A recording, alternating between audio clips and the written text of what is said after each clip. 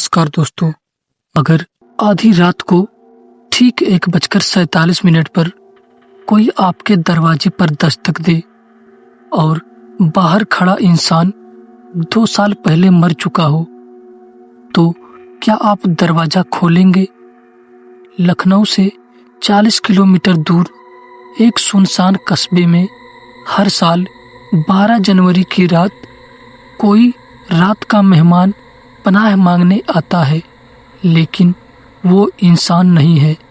ये कहानी है उस रात की जब मैंने दरवाज़ा नहीं खोला और वो अंदर आ गया। लखनऊ से करीब 40 किलोमीटर दूर एक छोटा कस्बा है जहाँ रात 10 बजे के बाद सड़कें खाली हो जाती हैं। मैं वहाँ अपने चाचा के पुराने घर में अकेला रहने आया था। घर थोड़ा सुनसान था, सामने खेत, पीछे आधा टूटा हुआ बगीचा और बाईं तरफ एक पुराना बंद पड़ा मकान। पहली 2 रातें सामान्य रही, लेकिन तीसरी रात सब कुछ बदल गया।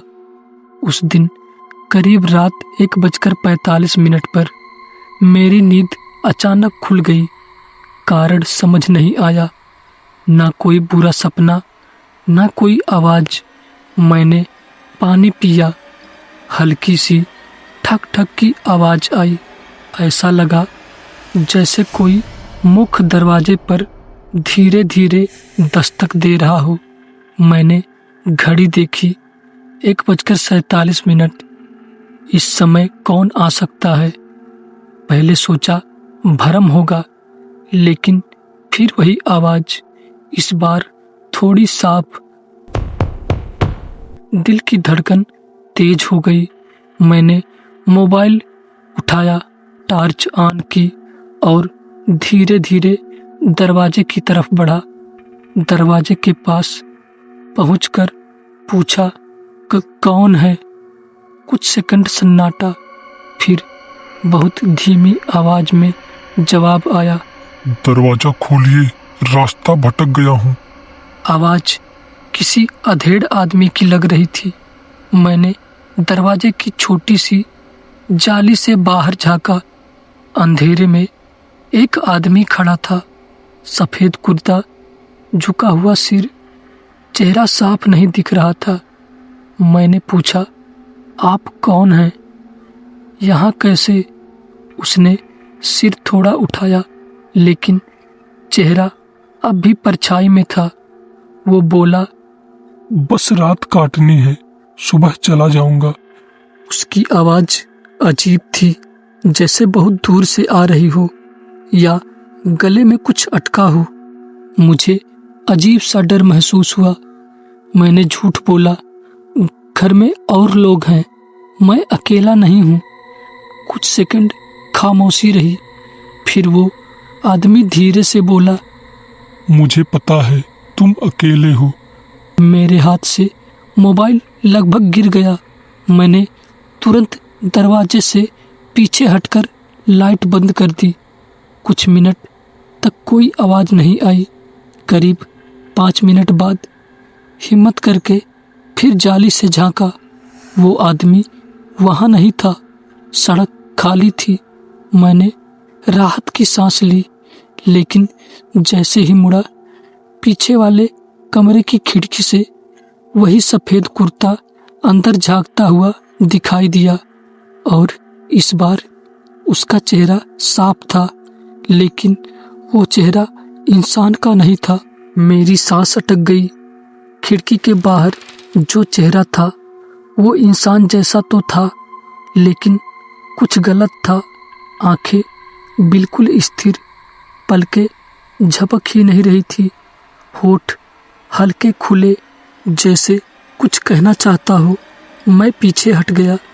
जब दोबारा देखा, खिड़की खाली थी। अब डर हकीकत बन चुका था। मैंने तुरंत पूरे घर की लाइट जला दी, दरवाजे, खिड़कियां चेक की, सब अंदर से बंद थे। तो फिर वो अंदर आया कैसे? या आया ही नहीं था? करीब 10 मिनट बाद हिम्मत जुटाकर बाहर मुख्य दरवाजा खोला। सड़क सुनसान, ठंडी हवा चल रही थी, लेकिन जमीन पर गीली मिट्टी के नंगे पैरों के निशान साफ दिखाई दे रहे थे। वो दरवाजे से शुरू होकर घर के बाईं तरफ वाले बंद मकान की ओर जा रहे थे। वही पुराना टूटा हुआ मकान। अचानक मुझे याद आया, चाचा ने आते समय कहा था, उस मकान के पास मत जाना, लोग कहते हैं वहाँ कोई रहता है। तब मैंने हंसकर टाल दिया था, लेकिन उस रात मैं खुद को रोक नहीं पाया। मोबाइल की टॉर्च लेकर उन निशानों के पीछे पीछे चल पड़ा। मकान का दरवाजा आधा खुला था, अंदर सन्नाटा। जैसे ही कदम रखा, मिट्टी की गंध और सीलन की बदबू ने घेर लिया। दीवार पर एक पुरानी धुंधली फोटो टंगी थी।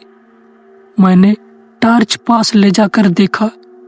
फोटो में वही आदमी था, सफेद कुर्ता, झुका हुआ सिर, नीचे लिखा था, स्वर्गीय रामदयाल शर्मा, जन्म 1968, मृत्यु 2024।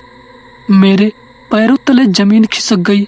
मतलब वो आदमी 2 साल पहले मर चुका था। तभी पीछे से वही आवाज आई, रात काटनी थी, याद है? मैंने पलट कर देखा, वो मेरे पीछे खड़ा था। इस बार चेहरा पूरी तरह साफ, आंखों में गहरा खालीपन। लेकिन अजीब बात यह थी, अब डर कम हो चुका था। वो धीरे से बोला, मैं किसी को नुकसान नहीं पहुंचाता, बस उस रात कोई दरवाजा नहीं खोल पाया था और मैं ठंड में बाहर ही मर गया था। मेरे दिमाग में बिजली सी दौड़ी। 2 साल पहले इसी घर में किराएदार रहता था। शायद उसने दरवाजा नहीं खोला होगा।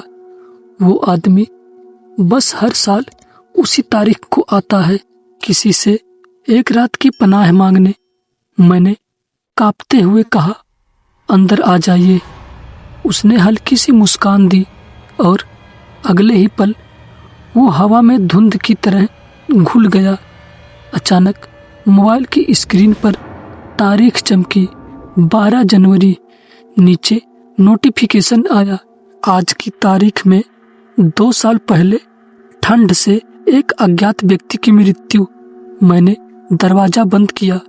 उस रात फिर कोई दस्तक नहीं हुई, लेकिन हर साल 12 जनवरी को रात 1:47 पर दरवाजे के बाहर हल्की सी ठक ठक अब भी सुनाई देती है। तो दोस्तों, ये रहा आज का कहानी।